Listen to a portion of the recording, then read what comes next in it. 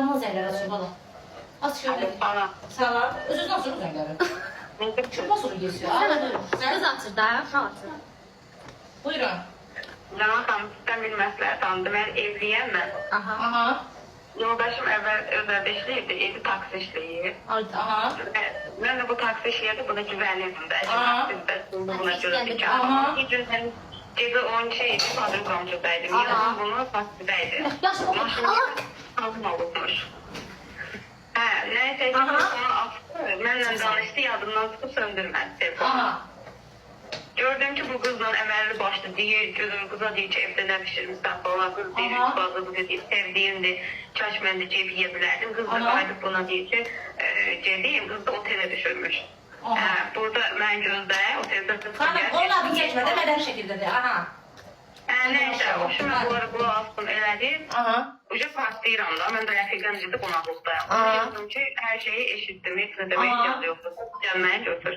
Aha. Nəysə, bu mən gəldi götürdü, özü də çox külçüdür də, yəni hər sözün ağzından çıxandı. Aha. Nəysə, gəldi mənə dedi ki, mən ondan artıq pul almaqdan ötürü eləmişəm, belə, elə.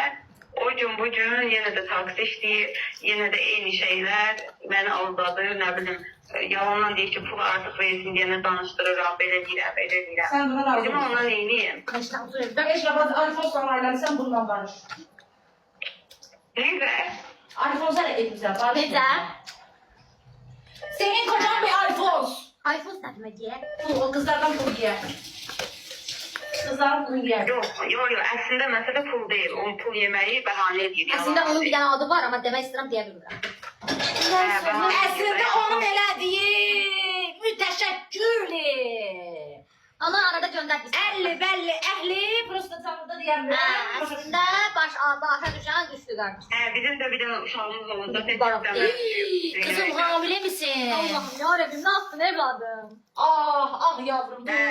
Doğurma, Sen taş doğuracak. İnsan bilmiyor ki kimden ne doğuruyor bacı. Evlenme, boşanacağım. Evlenme, boşanacağım artık.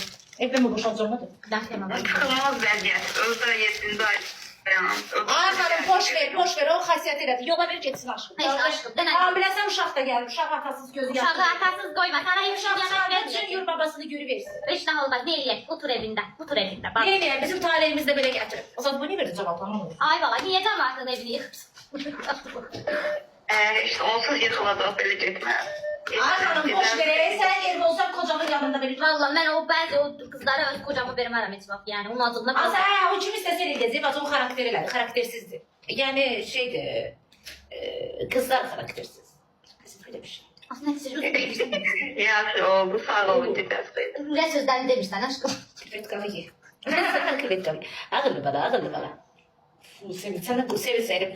Seversen de kurbağa gelir.